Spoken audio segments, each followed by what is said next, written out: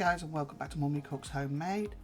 Today is a portobello mushroom tortelloni, and these are mini German bratwurst I put in. It was beautiful. So these I got for £1. Bratwurst sausage, misshapes. I got them for £1 from Herons, and you can see there was a lot in there for £1. All I did, I just snipped them up, chucked them in.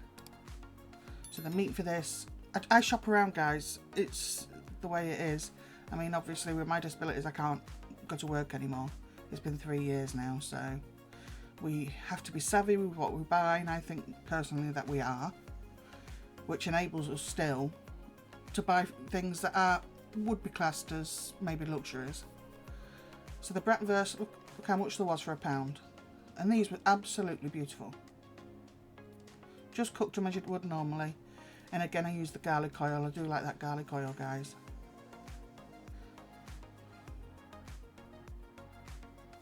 So that's from Morrison's, and I only had to use 1 pack for both of us. And I just put that in there to simmer away. And I've simmered it for about 3 to 4 minutes. So I'm just going to slice up.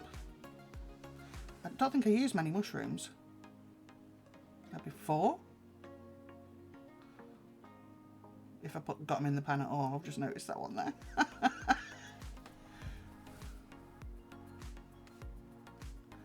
Yeah, I didn't use too many. I will write down everything exactly in the description box if you're interested in making it. I do highly recommend. It is gorgeous, and it takes no more than 10 minutes. Start from the start of it to being on your plate.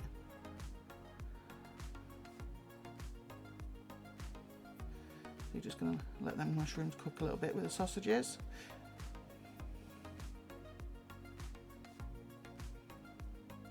We're so lucky that we've got that Herons. I'm sure in other places where you haven't got the Herons, you must have a discount shop like that somewhere. There's got to be. Every place has got one. But the gammon that we had in the risotto, there was 2 huge thick slabs for £1, and it was beautiful. And I just pulled it apart for that risotto, and it was absolutely stunning. And these, as I say, were only £1. So the next time Steve goes, he's going to get a couple of packs of each. So I've just left that to cook a little bit. And I'm going to add more garlic, because that's just me. I wouldn't normally put this one in. I usually put the lazy version, you know, the one that's in the jar, but couldn't find it for the life of me. Oregano.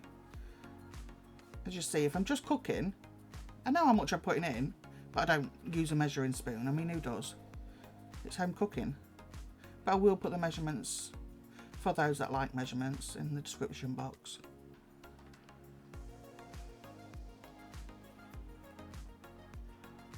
It's like 8:40 in the morning. Kids have just gone to school, so this is the best time for me to do voiceover. And I am absolutely Hank Marvin. I could heat it right now. I could eat this right now. So I only use half. I'm just showing. That's more of a reminder to myself when I do the voiceovers. I used half of that tin. I do not like tomatoes, but in they go. So obviously there's not an over much. Oh, that's chicken powder, and that was about a teaspoon. So obviously it's not overwhelming the taste of tomatoes, because otherwise I wouldn't like it particularly. So half a tin of crushed tomatoes, a teaspoon of chicken powder, and that's just your regular cheap soft cheese. That's a good couple of tablespoons.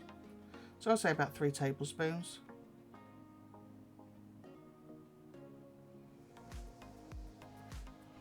This is what's going to make it nice and creamy. I don't think a lot of people think to use like chicken powder or beef powder.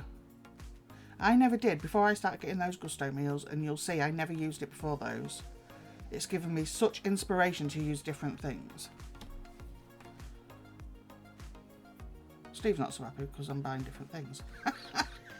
But I mean, a pot of chicken powder, you're going to use it all in one go, you're not, are you? So it's going to last a long time. All I'm doing is scraping the bottom of my pan, just trying to get them bits of flavour up. You can see now it's gone quite creamy.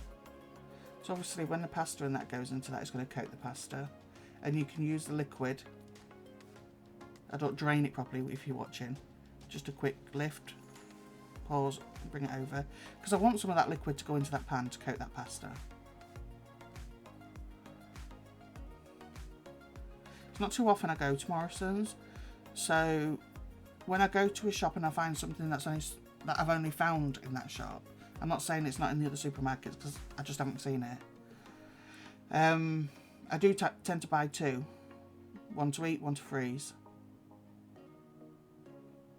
It's the thing with me, if I find something I like, I tend to eat it quite a lot.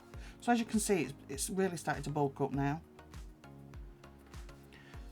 And with this we had Steve's. Ooh, lovely garlic bread. That recipe is already done, guys. Everyone that's been a subscriber for a while knows that's already been up, and that recipe is already in the playlist for bread. If anyone's interested, it's so easy, and it's like a pillow. It's so soft. So I'm going to chop some fresh chives in. Yes, I've started growing fresh chives. Get me, eh? We're getting posh in this house. Sorry, house, not house. I can't even pretend to be posh. Oh dear. As you can see, not a lot went into this, and it was gorgeous. Absolutely gorgeous.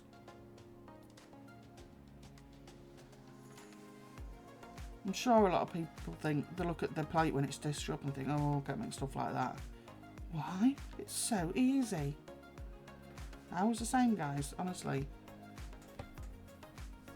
See, I'm finding, for me personally, that's a little dry, so I'm going to add some starch water in. The starch in that water will help it to thicken. And it's helping me to take all that flavour up. That is what I'm after. You'll see it on most meals when I use these pans. The food doesn't stick to it. It's just it just gets coloured from what you're using in your pan. But you can bring that up with a bit of liquid, and then that's your flavour in your sauce then. These pans are second to none. Absolutely fantastic. And I'm finding during the summer that I'm using this shallower one more. In the winter, probably it'll be the deep one, you know, for like casseroles and stuff. So Parmesan cheese. Again, people think this is expensive. It is not expensive. That was $1.80 for that bag. And I've used it on 3 meals already, and there's over half of it left. So if you break it down, it's not expensive. I put a little bit in and stir it in. I do put more on Steve's. He is a cheese lover. He really does like his cheese. So when I serve his up, I do put some more on top, but I don't put it on mine because I'm not a massive fan of Parmesan. So, but you don't notice it so much inside of the pasta dish itself. In case anyone's wondering about the gusto meals that I keep mentioning, honestly, it was a random thing when I bought my first one for £12. It really was a random thing. I thought, well, for £12, 4 meals for each of us. If I don't like them, I've only lost £12, you know. But it's opened to my eyes to stuff that I would not have eaten before. So I've had 3 boxes from them, and I've had one meal that I'm not going to say I didn't like it. I wasn't overly impressed with it. And that was the chicken shawarma one. They are so nice. So there's a bread, garlic bread, and you can see it behind there after it's been baked. So you can see I'm dishing this up, and that is quite a lot. There's the Parmesan on Steve's.